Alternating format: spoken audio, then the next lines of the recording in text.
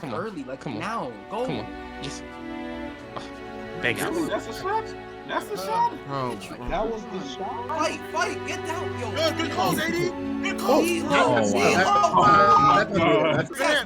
Same shot. Oh my God. What a rebound. LeBron, you box out. You literally cannot say he's Gotta go. Good foul. Let's go. He's about to be on the court for the rest of the game. There we go. Prince has to come over and help. Prince has to come over and help Rui. Prince or Rui has to. Oh my God. This nigga Darvin used her last game. You know, just from the way the year started last year to us getting to the deadline, making the moves we made, trying to make a push on the fly, which we were able to do. Fell short to the champs, same team. Try to maintain our core, some continuity in the summer, which we were able to do. And then, you know, the injury bug hit us and it just seemed like it wouldn't get off of us there for the first third, maybe half of the season. It is what it is, man. I'm not gonna feel sorry for myself or ourselves. It's an unbelievable franchise to represent.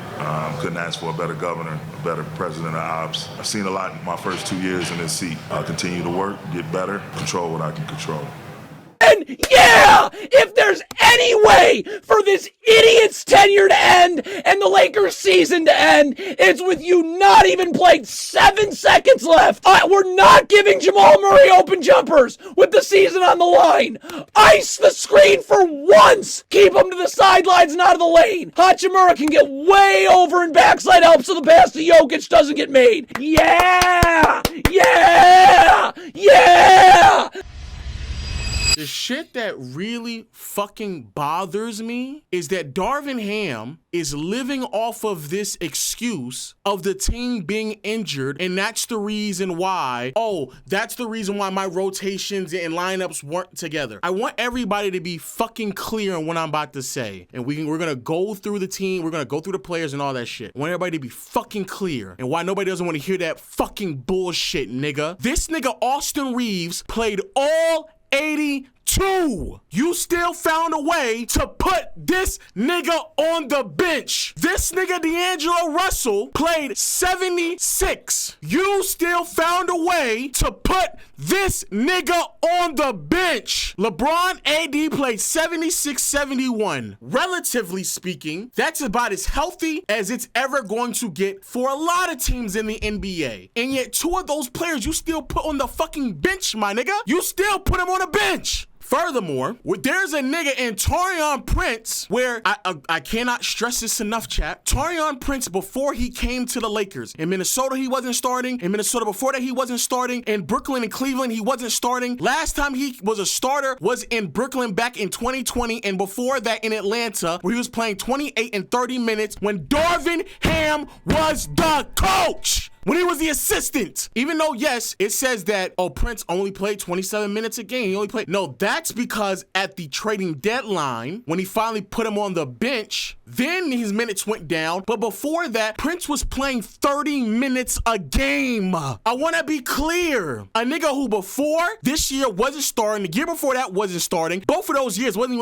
receiving over 25 minutes. The years before that wasn't starting. Last time he started was back in 2020. Still wasn't receiving over 30 minutes. Then last year before that in 2019 he started on the Hawks, and even before that he started for the Hawks again and playing 30 minutes. Taurean Prince has never been a starter receiving 30 minutes since his sophomore year when you was coaching this nigga. And yes, Gabe Vincent being hurt us. Yes, Vando being hurt us. Yes, Rui being hurt us. But even when those people were available, you still found ways not to play them. My nigga, for people out there who do not know, I want you niggas to really capture this. There was a stretch in the season when, again, everyone was healthy. Everyone was available to play. And this nigga ran fucking starting lineups of LeBron at point, Prince and Cam Reddish on the wing, Vanderbilt and AD. Darvin, when you was running those lineups, Rui was healthy, Reeves was playing, and D'Lo was playing, my nigga. All of them were there, and you still had lineups like that. In a Western Conference, when standings are being decided from 1 or 2 wins, nigga, moments like these, stretches like these hurt us immensely because now we have to pull ourselves out of the fucking gauntlet every single time out of a hole that you are digging for us. The nail in the coffin for me, and I want to be very clear because I think I cannot reiterate this enough. When people sit here and say, oh, y'all are acting as if like, you can't sit here and just blame him. You lost to the team that won a championship. I want to be clear, and I cannot reiterate this enough, bro. People have been complaining about Darvin Ham from Laker fandom since last year. Players have been vocally complaining about Darvin since this year, all throughout the regular seasons. I've already talked about this on the channel. There's quotes. This nigga D'Lo came out with a whole fucking article exposing this nigga. It's not that hard to see. So for fucking media pundits who, respectfully speaking, outside of narrative talk, you niggas don't know what the fuck is going on anyway, respectfully, shut the fuck up.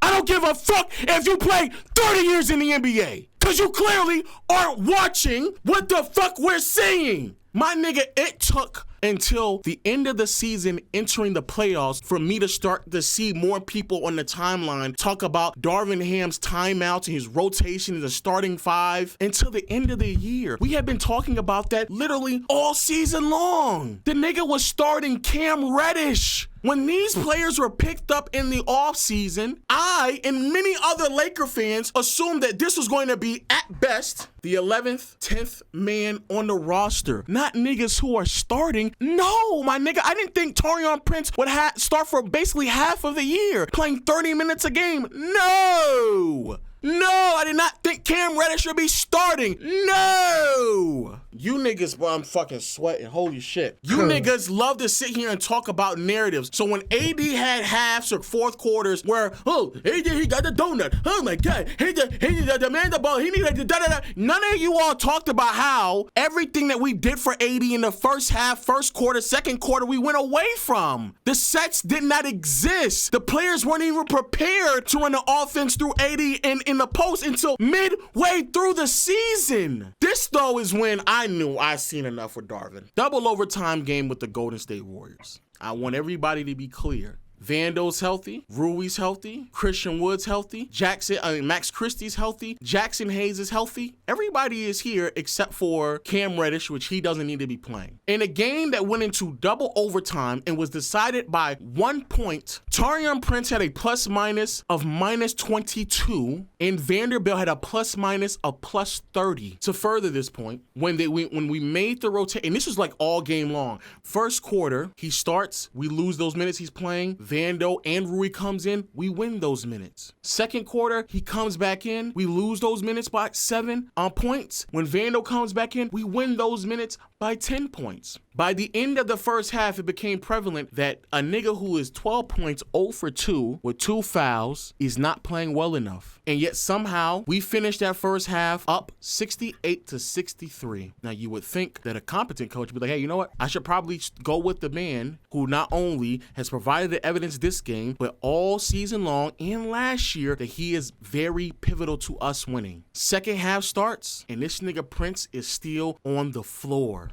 6:55, Vanderbilt comes in for Taurean Prince. I want to repeat what I just said now. We were up by 5 points in the beginning of that third quarter. By the time this nigga came in, or by the time this nigga Prince exited the game, we were down by 14. Basically within a half of a quarter. We get the game back within 3 points within a matter of 3 minutes. Within a matter of 3 minutes, we were able to get the game back to 3 points. Taurean Prince had never been a starter before. You still started him. That had nothing to do with injuries. Austin Reeves was available all season long. You still put him on the bench. Even when D'Lo was healthy, you put him on the bench. You were starting players players that had never really started at any point of their careers on this team. That had nothing to do with injuries and everything to do with your decision making. And then when they wanted to trade Taurean Prince at the deadline, you said not to trade him. You did that because that's your boo thing, nigga. You want that nigga on the team. You whatever. Oh, and D-Lo had already outed you and said the reason why you favor certain people, not only because you coached them before, but also because they drive fancy cars. So then I looked it up, and this nigga Prince drives a fucking Hellcat. And so that's probably the reason why every single time you are on your knees for this nigga Prince. I'm tired of your excuses. The Nuggets outscored us by only 11 points. My nigga, that is simply execution. That's simply just you having X and O's and understanding what is necessary for what it takes for this team to win. Nothing more, nothing less. I am tired of the injury excuse. So here we are next day. Man, last night was a lot. I was on stream watching the game live and depressing to say the least. But as we all know, the Denver Nuggets outed the Los Angeles Lakers in 5 games. One of the closer series I've ever experienced in my lifetime. 3 of the 4 wins from the Denver Nuggets were decided within 11 points. Three games were decided within 11 points cumulatively. And it really does speak volumes to how great this Denver Nuggets team is, especially in terms of coaching and execution and how they can just make tough shots down the stretch. Jamal Murray was amazing. 2 game-winning shots in this series at the buzzer. He was sensational. Jokic still put up Jokic numbers, did fantastic things. Even in a game in which he didn't play the greatest because of the amount of turnovers that he recorded, he still looked great and somehow finished the series averaging 28, 16, and 10 in shooting splits of 59, 33, and 93. He was also fantastic. And on the other side, you know, as much as flack people are going to give Anthony Davis like all season long, the second part of the season, really, I would argue like 80% of the year, Anthony Davis was amazing. A little bit of a slow start. He played amazing throughout this entire series. Kind of slowed down in the second half of game 5 because of a stinger on his right shoulder, or left or right shoulder, I believe. But nevertheless, still was amazing for him. LeBron, game 5, sensational as well. Year 21, 39 years old, looked as good as any other star in the NBA that's probably not named Jokic so far in the playoffs, and he was great. And just to be completely fair and transparent, shooting nights weren't the greatest from practically everybody else on both teams. D'Lo, Reeves, Rui were kind of in and out off the bench for the Lakers. Anyone outside of really Taurean Prince couldn't make a shot. And I do believe some of the small nuances and nuggets about what the Lakers were lacking in terms of size, defense, rebounding, really ended up being the difference maker for this series at large, not just on a game-to-game basis. But, you know, you got to make your shots, you got to grab rebounds, you got to make your free throws, can't turn over the ball as much, can't have as many empty possessions, especially during stretches where Jokic isn't on the floor. And that kind of just wraps up a lot of the series. This is a team that you have to play near perfect basketball to win. Too many bad possessions will start to add up, and that's will kind of just result into you losing the series. So tip your hat off to the better team. It was depressing to watch, but now there's like much bigger things to kind of talk about in a much wider scale, because now moving forward, what exactly does this mean next for the Lakers? Because boy, there's definitely still a lot to kind of digest there. So of course, it's the Lakers with LeBron James. There's a lot of rumors and drama circulating around it, and the epicenter of it all is Darvin Ham. Again, in the intro, I ranted about it. I talked about it ad nauseum at the stream, on this channel, on my main channel, on Bleacher Report streams, on Twitter, and I just cannot emphasize this enough. Darvin Ham is a bad coach. I don't want to get this perception that Laker fans are now throwing Darvin Ham under the bus because we ended up losing to the defending champions and, in my opinion, a team that will inevitably win the championship this year. It's not that. People have been complaining about Darvin Ham, if you've been paying close attention, about what he's been doing since the beginning of the season, after the in-season tournament, towards the trading deadline, and all throughout the entire series from game 1 to game 5, rotation, timeouts, scheming, defensive sets, offensive sets that are just completely evaporated at certain times. It's just been really, really bad to just listen to. And now there are articles that are being released going at a little bit more details about Darvin Ham throughout the season. I went over those articles in my last video that I uploaded on this channel, so make sure you go check that out. I'm not going to touch upon it because not only did I talk about it in the rant, but I've also talked about it several times. But at the top of the list of things that the Lakers must do next, obviously, is addressing Darvin Ham. He has to go. He is not a good enough coach to coach a team that has championship aspirations. And I do believe when it comes to assigning a coach to a team that has championship aspirations, you can't go out and get a rookie. And the Lakers did that. They made a really, really bad decision in doing so. They moved over for Frank Vogel. They were supposed to get Ty Lue because not only that's what LeBron wanted, but I think just Ty Lue is a better coach than Darvin Ham. And they went after a rookie head coach that was problematic from basically season 1 to where we are today. And before I move on from Darvin, because again, I talked about him a lot in the last video, so I don't want to touch upon him too much because he just has to go. There's no other way around it. But there's a quote floating around right now where Darvin Ham, I have to find that quote actually, because that quote is actually, the quote is actually so crazy, I thought it was a fake quote. But then Dave McMenamin himself was actually reporting it. Like the actual Dave McMenamin account on Twitter was actually reporting it. Darvin Ham on record says, if you're coaching a team and one of your starters is like 10 games in a row just shitting the bed, what are you going to do? And a lot of people are pointing to the fact that Darvin Ham is talking about D'Angelo Russell. Now that is brutally honest. And the reason why many people think it's fake is because it's crazy for somebody to even say something about this. But of course, with some of the information that was leaked from D'Lo earlier this year, as well as some of the quotes periodically throughout the year, I do think that Darvin Ham just had enough and he knew that he was going to lose his job anyway, and he might as well just speak his mind. And to Darvin, I appreciate your honesty, but I have to just say this in response. A, shut the fuck up. No one wants to hear your excuses, my nigga, because if somebody had a 10-game bad stretch and that justified you benching them, A, that shows how fucking bad of a coach you are that you couldn't coach a nigga out of a 10-game slump, you fucking moron. And B, and more importantly, my nigga, you still found ways to give Taurean Prince and Cam Reddish starting minutes during the bad stretch that D'Lo had, and them niggas sucked all year long as starters. Get off your knees, my nigga. You were on your knees for this nigga Taurean Prince all year long. It's been documented, my nigga. So spare me about a nigga having a bad 10-game stretch. Nigga, if he has a bad 10-game stretch, you still have Reeves, you still have Rui, and you have LeBron and AD, nigga. Figure it the fuck out. The fact that you thought that that was actually a credible excuse for the bullshit that you pulled, man, spare me, my nigga, spare me. And the reason why the last video is titled the way it is because all season long, I heard zero accountability for what you were doing. It's always an excuse. Somebody's playing bad, someone's injured, when none of it actually maps out. None of it. So no, please spare me with the excuses. You know you're gonna lose your job, and rightfully so. I hope you find another job in the NBA where you're able to build a little bit more sustainability, continuity in your coaching scheme and your philosophies and become a better coach out of it. But just take some accountability. We shouldn't be midway through the season and there's player-led huddles who are trying to figure out what they can and cannot do. You should be doing that. You shouldn't have your best player yelling and screaming in front of the coaching staff to call a challenge. You should be able to be smart enough to do that. You shouldn't have to have D'Angelo Russell tell you to challenge a play with 45 seconds left to go in the game. Cause what, nigga, even if you lose it, who cares? It's the end of the game. Darvin Ham has to go. Once more, players played bad in this series. You can be better, but Denver didn't have the greatest series themselves.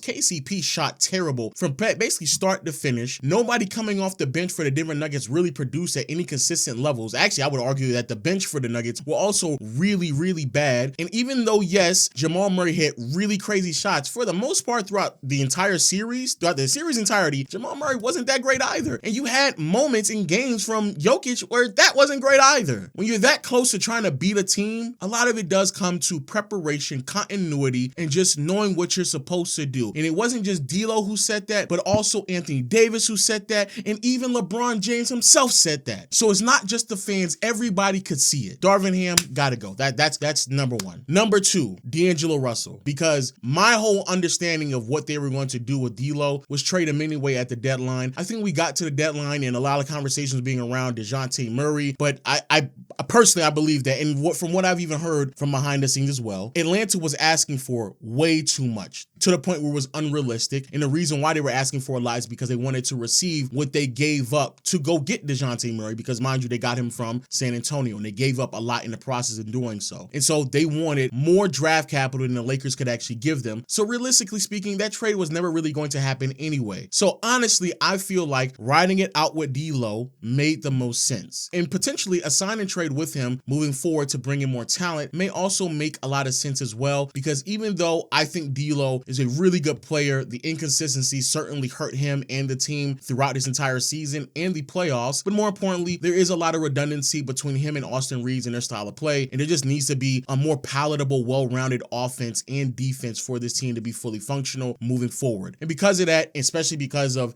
the age of Austin Reeves and the amount of money that the Lakers are paying Reeves in contrast to what they would have to pay for D'Lo, it just makes more sense to just trade D'Lo and move in a different direction. And it kind of feels like D'Lo is also in that direction as well. well. I definitely wasn't fond of how D'Lo answered a lot of those questions, not only like heading into the last game of the year, but at the end of game 5, D'Lo made it seem like he was pretty much out of LA anyway. He's gonna go in free agency, test his value. God bless you. I don't think you're gonna find the contract that's waiting out there for you, but God bless you, my brother. In the process, I hope the Lakers get something in return, because we do need to fill that void as immediate as possible. And then finally, we have LeBron. I'm actually happy that I paused and waited for a second before I just jumped into this video, because I was gonna spend an extensive amount of time talking about, well, LeBron, he has to stay. He has to go to this team and that team, because Woj has already broke the news that effectively the Lakers are expected to bring back LeBron on a 2 to 3 year extension. All the noise that clamored around him playing with his son is no longer top priority. And reality is, a lot of that kind of just makes sense. LeBron is 39 years old. Him bouncing around from one team to the next at this stage of his career doesn't make any sense. It's cool to think about it, especially as an NBA fan. But like, honestly, if you look at like the entire league, bro, like 60% of the league, or I would even say 70% of the league, is going to be knocked out of the equation of getting LeBron, either because he's not going to go to a small market, he's not going to go to a rebuilding team, and there's certain teams like the Knicks and the Boston Celtics that he would never join anyway, just because of past history and engagement with some of the front offices and the fan base out with some of these teams. So in all honesty, staying in LA does make the most sense for LeBron. But how do the Lakers maximize who he is as a player for the rest of his career? Now, I will say this. One thing I mischaracterize about LeBron is where he's at this point in his career. Because many people, including myself, believe that LeBron still had it in him to perform at a certain level that could enter into top 5, top 7 conversations in the postseason. And I personally believed he struggled to look like that in round 1 at times. Not saying that he wasn't great, especially in game 5, he was, but I do believe that it needs to be understood who LeBron is from a player standpoint. What type of production on a game-to-game basis can we expect out of him? And last season, it was questionable. It looked really scary in the playoffs, but many people, like myself, wrote it off to him potentially having like a foot injury, something was wrong with his ankle or whatever, and we wrote it off as him just not being 100%. Not saying that it looked that bad, but it looked very, very clear that he's shown signs of regression, that LeBron more than likely, sooner than later, will be top 15, maybe even top 20 range in terms of what he can produce on a night-to-night basis. That does not mean that he can't have glimpses in excellence where he's rivaling top 10 players, or he won't have stretches where he can rival top 10 or some of the best players in the NBA. No. We need to move forward, and when I say we, I am talking like a Laker fan. We need to move forward under the concept that LeBron is no longer a top 10 player in the NBA, that the team needs to be shaped around some capacity of Anthony Davis and another star caliber player. And in all honesty, this is another reason why I didn't want the Lakers to trade for DeJounte Murray, because though DeJounte Murray is a really, really good player, the player that we acquire next, our third star, needs to be someone who can replace LeBron in the hierarchy of stardom on this team, not try to complement him today, because the Lakers need to look in a much bigger picture. It's very clear that LeBron, he's not going to be here for that much longer. And I'm not just going to be in denial and think that as an organization, they should just be riding this nigga like he top 10, like he's 28 when he's actually 39 looking at 40. That's the reality of it. And I'm not talking to LeBron fans who are in denial about it. I'm talking to Laker fans. There's already conversations about Trae Young. I think the situation out in Phoenix is definitely damning, and they're going to have to make some decisions sooner than later. But in my opinion, I've been saying this over and over and over again, watch out for Donovan Mitchell. Donovan Mitchell is on a Cavaliers team that is struggling to beat the Orlando Magic because once more, they're overly dependent on his shot creation. And if they get knocked out in the first round again, that'll be 2 years in a row where they've effectively been dealing with the exact same problems. I believe Donovan Mitchell should be the player that the Lakers should go after. But nevertheless, the Lakers have to make that decision. If push come to shove, if nobody moves and they have to settle for DeJounte Murray, I guess that's what they're going to have to do. That option will always be on the table for the Lakers, but they have to move in a direction where they have to be serious about who LeBron is as a player and not just cross their fingers and hope that a 39, 40-year-old can go into a deep postseason run and still produce at what he just did this year. I think that's unrealistic. I think that's unfair, but more importantly, I don't think that is the best thing for the Lakers short term nor long term. But with that being said, I don't want to make it seem as if like this season was all a loss. I do believe there's a lot of things that the Lakers have gained this year, in particular, the improvement of Anthony Davis as a player. This is the best season I've seen from AD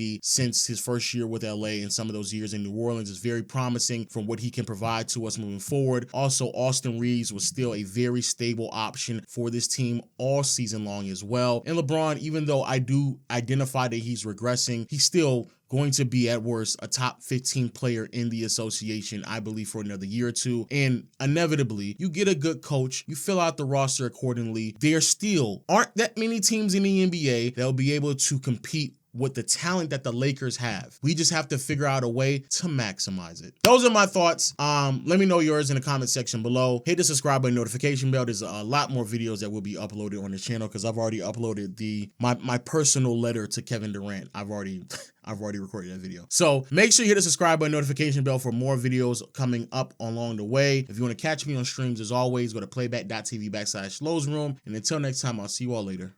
Peace.